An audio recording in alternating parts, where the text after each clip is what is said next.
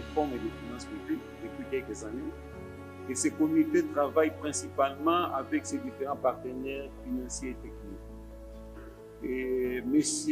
Misenga Godefroy a eu l'honneur d'animer ces comités que nous appelons ainsi des COREF. Je pense depuis bien longtemps. Il sait comment il a travaillé avec les partenaires techniques et financiers. Il va nous parler des interventions de ces partenaires techniques financiers et la bonne gouvernance en RDC. Et quels sont les bilans, ou quel est le bilan ou les perspectives d'avenir pour les COREF ainsi que les relations avec les partenaires techniques et financiers. Monsieur Godefroy, s'il vous plaît. Vous avez 10 minutes également. Très bien. J'espère que tout le monde m'entend. Et à mon tour, je voudrais féliciter l'ONEC. Quand je vois ces congrès, c'est une preuve que l'ONEC a grandi, l'ONEC que nous on a vu naître, et ça nous encourage parce qu'on a cru à cette réforme.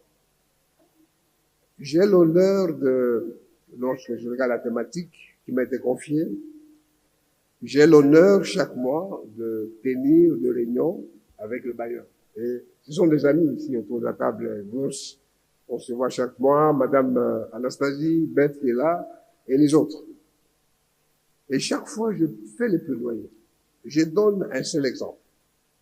Le portefeuille de la Banque mondiale, à ce jour, est évalué à 9 milliards de dollars. Et l'appui au secteur de la gouvernance à la Banque mondiale, c'est plus ou moins 300 millions de dollars. Si vous faites le calcul, on est en deçà de 10% d'accompagnement. Et le plaidoyer que j'ai fait aux bailleurs, je leur dis, le problème de ces pays, ce n'est pas l'absence des routes, ce n'est pas la mauvaise qualité des services publics, c'est le problème de la bonne gouvernance. Et pour bien parler de la bonne gouvernance, il faudrait qu'on essaie un peu de rappeler d'où nous venons, où en sommes-nous et où nous allons. Je prends la période 90-2000, rupture de la coopération structurelle dans ce pays. Le pays traverse une triple crise, qu'elle soit sociale, économique, politique. Conséquence, désarticulation complète de l'appareil administratif, désintégration de l'économie avec le pillage 91-93, hyperinflation, nous avons atteint même des taux de 8000% d'inflation, un taux de croissance économique négatif. Mais quand on regarde également du côté gouvernance politique, il y avait presque une déliquescence de l'appareil de l'État. Violation massive des droits de l'homme, absence de l'État, la confiscation du pouvoir entre les mains des gens. Et c'est dans ce contexte-là que le bailleur, à la faveur du changement de régime en 2001, les bailleurs décident de revenir. On reprend la coopération en 2001. Et quand on reprend la coopération, le bailleur dit à leur tête le Fonds monétaire international, il dit, voilà, on peut vous accompagner, mais nous voulons tester votre bonne volonté de mettre en œuvre les réformes au travers d'un programme autonome, qu'on a appelé programme intérimaire renforcé, autonome, qui ne bénéficie d'aucun appui, qu'il soit un appui technique ou financier. Vous-même, concevez vos réformes, mettez-le en œuvre, et les conclusions satisfaisantes de ce programme ferait qu'on conclue un programme formel soutenu par le Fonds monétaire international.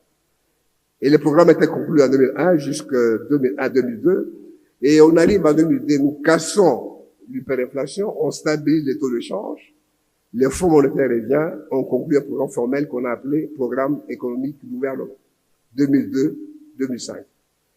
Mais le maire dit, voilà, pour que nous ayons une photographie complète de la situation économique et surtout financière du pays, en d'autres termes, la gouvernance financière du pays, nous sommes obligés de mener quelques diagnostics qu'on a appelés des évaluations de notre système de gouvernance de finances publiques.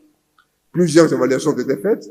On a évalué les systèmes complets de finances publiques au travers d'une évaluation qu'on appelle l'évaluation PEFA, qui contrôle les principaux domaines de gestion des finances publiques, que ce soit la fiscalité, comptabilité publique, gestion de la dépense, marché public, la trésorerie et ainsi de suite. On a évalué également les systèmes de gestion de la dette. Comme vous le savez, nous avons atteint les points de décision et les points d'achèvement lorsqu'on a annulé les stocks de la dette que nous avions à l'époque. Il était important qu'on ne tombe plus dans les cycles infernaux de la dette. Il fallait aussi évaluer la situation de la dette. Et c'est toujours le bailleur de fonds, mais aussi notre système de pression de marché. On a évalué, mais également. Mais toutes ces évaluations sont tombées aux mêmes conclusions. Et de notre système de gestion de finances publiques, qu'est-ce qui a été reproché? Les finances publiques congolaises étaient malades dans tous les domaines. Et les domaines les plus importants, les finances publiques congolaises étaient caractérisées par un cadre juridique obsolescent. Donc, l'obsolescence du cadre juridique. Et avec les bailleurs, on a commencé le premier chantier important de réforme avec l'accompagnement, c'était d'améliorer la réglementation de finances publiques et proposer des nouveaux textes légaux et réglementaires. Et vous le saviez, dans le domaine de la comptabilité, qui est proche de l'ONEC, nous avions un règlement général de la comptabilité qui datait de l'époque coloniale et dont une certaine partie datait de 1885. Donc, il n'y avait plus d'adéquation, même la cohérence. Le pays était largement en retard par rapport aux bonnes pratiques et par rapport aux standards internationaux. Donc, il fallait refaire ces règlements généraux sous la comptabilité publique. Mais en même temps, par rapport aux bonnes pratiques et surtout par rapport à la comparaison lorsqu'on regarde le pays voisin, le pays de la CEMAC et le pays de l'IMOA, la loi financière de 83 telle que révisée en 87 était aussi totalement dépassée. Et les CONEF avec le bailleur de fonds, on a d'abord élaboré un nouveau texte qui désormais organise la gestion de finances publiques. Quand on regarde avec les bailleurs le processus budgétaire lui-même, nous avions dans ce pays des budgets, lorsqu'on comparait les budgets tels qu'il est voté au Parlement et tel qu'il est exécuté, au moment de l'exécution, nous connaissions des dépassements de 8000% entre le budget voté et les budgets exécutés. Par conséquent, le budget devenait presque un papier, alors que c'est une loi qui est votée au Parlement. On exécutait les budgets sans tenir compte de ce que le Parlement votait, que ce soit dans la composition de la dépense, que ce soit dans le budget global lui-même. Et les bailleurs de fonds nous ont aidés à asseoir la crédibilité du budget afin de réduire l'écart entre le budget voté et le budget exécuté. De quelle manière? D'abord, d'améliorer la qualité de prévision budgétaire au travers du renforcement de notre cadrage macroéconomique, mais aussi nous donner de capacités pour bien prévoir les recettes minières. Nous sommes un pays minier. Aujourd'hui, qu'est-ce qu'on faisait à l'époque? À l'époque, les prévisions du secteur minier se faisaient sur les tendances générales, alors qu'on devait bâtir les prévisions minières sur les volumes d'exportation, et tout ça, c'est avec les bailleurs de fonds que nous avons amélioré notre qualité de provision de cette minière, mais aussi le cadrage macroéconomique. Les budgets nous-mêmes aussi, au niveau de la chaîne de la dépense, on a instauré en 2002-2003 la chaîne informatisée des dépenses. Les procédures n'étaient pas respectées à l'époque, où chacun pouvait faire ce qu'il voulait, mais avec des procédures claires où on a clarifié les compétences en matière d'exécution du budget, laissant au sectoriel l'engagement de dépenses, les budgets, liquider la dépense, finance, ordonnancer la Banque centrale, payer. Tout ça aussi, c'est grâce aux bailleurs de fonds. Mais en même temps, de plus en plus, on a quand même tenté de restaurer la fonction comptable. Comme vous le savez, chez nous, nous continuons à être jusque-là, un seul pays, où les comptables n'est pas acteur dans la chaîne à l'époque. Les comptables, au lieu d'être comptable, c'est un bietteur. C'est quelqu'un qui prend une camionnette, il va retirer au guichet de la Banque centrale de l'argent. Mais ce n'est pas les comptables qui payent, parce que il y a une convention du caissier de l'État avec la Banque centrale. Le vrai caissier et comptable, c'est la Banque centrale. C'est la Banque centrale qui reçoit les ordres de paiement qui viennent de l'ordonnateur qui est le ministre des Finances, quand il va à la Banque centrale. C'est une fois que la Banque centrale aura débité les comptes généraux du Trésor, on appelle le comptable au téléphone pour qu'il aille retirer de l'argent au guichet de la Banque centrale. Maintenant, avec les bailleurs de fonds, on a dit, ça ne doit pas continuer comme ça. Il faut remettre les comptables dans le circuit, que les comptables deviennent caissiers et payeurs, et la Banque centrale reste dans son rôle de gardien de fonds, au lieu d'être caissier. Et on a travaillé sur la nécessité de créer des comptes. Excusez-moi, M. Baudet, il vous reste 2 minutes. Voilà.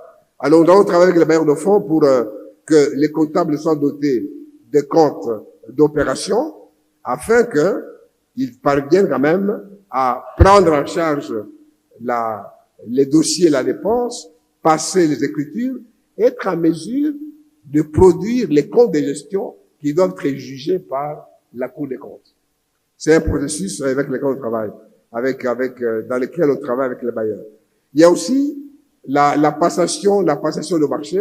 C'est grâce aux bailleurs que la loi de 2010 sur le marché public a été promulguée, mais aussi les organes de passation de marché, que ce soit l'ARMP, qui est l'organe de régulation, a été installé avec l'appui des bailleurs, la direction générale de contrôle de marché public, qui fait le contrôle a priori des procédures, a été installée également grâce à l'appui des bailleurs. Je prends un autre domaine, la gestion de trésorerie. L'État avait plus ou moins 9000 comptes bancaires, dans les banques commerciales, et tout ça. On a assaini ces comptes, on a fait les récemment de ces comptes, afin de respecter la loi qui dit que les ressources de l'État ne peuvent être logées que dans un seul et unique compte ouvert à la Banque centrale. Donc, on a fait les recensements des comptes, on a rationalisé certains comptes, et on a créé ces comptes uniques, qu'on a appelé compte unique du Trésor. Je chute par la fiscalité, que ce soit du point de vue politique fiscale, on a été accompagné par les bailleurs. C'est grâce aux bailleurs que, avec l'appui de bien sûr, qu'on a mis en place la TVA, qui est la fiscalité indirecte, mais aussi avec les bailleurs de fonds, on a essayé d'assainir toutes les perceptions parafiscales. Aujourd'hui, vous avez les entités publiques à qui on a cédé certaines taxes, RVA, FPI, ainsi de suite, qui perçoivent la parafiscalité, et ça devient plus de 15 000, et avec les bailleurs de fonds, on est en train de voir pour des raisons de climat des affaires, comment réduire toutes ces parafiscalités à côté de la DGRAD qui perçoit les recettes non fiscales. Nous sommes passés pour la DGRAD de 1000 actes générateurs dans la nomenclature de 2012-2013, et aujourd'hui la DGRAD perçoit 246 actes générateurs. Donc on a réduit sensiblement. Tout cela, c'est pour permettre à assainir les climats des affaires, étant donné qu'on était conscient du rôle majeur de finances publiques pour promouvoir l'économie, étant donné que l'État vit de la prospérité économique. Si l'économie est prospère, l'État ponctionne la quantité d'impôts dans l'économie, et il faut créer donc les conditions nécessaires afin de permettre au secteur privé de créer les richesses sur lesquelles aussi l'État vit. Et l'ONEC, avec la réforme des finances publiques, l'ONEC doit trouver maintenant quel est le point d'entrée de l'ONEC dans le secteur public. Autant donné que la gestion des finances publiques, c'est comment on dit, s'approche de gestion comme gestion privée, parce que les finances publiques maintenant c'est la gestion axée sur la performance. Je conseille à l'ONEC de voir dans quelle mesure peut se rapprocher de la Cour des comptes, étant donné que la Cour des comptes devrait commencer à juger les comptes des comptables. La Cour des comptes n'a pas d'expertise sur les notions comptables, mais aussi l'ONEC n'a pas d'expertise sur les mécanismes de gestion publique. Il faut donc qu'il y ait cette complémentarité entre la Cour des comptes et l'ONEC, mais aussi comment l'ONEC devrait aussi s'intégrer dans les circuits de la dépense publique pour comprendre les principes et les règles de gestion des finances publiques. Si nous parlons de la bonne gouvernance en matière de finances publiques, je crois que on peut passer toute une soirée ici. Je préfère m'arrêter là et peut-être s'il y a des questions, on peut répondre.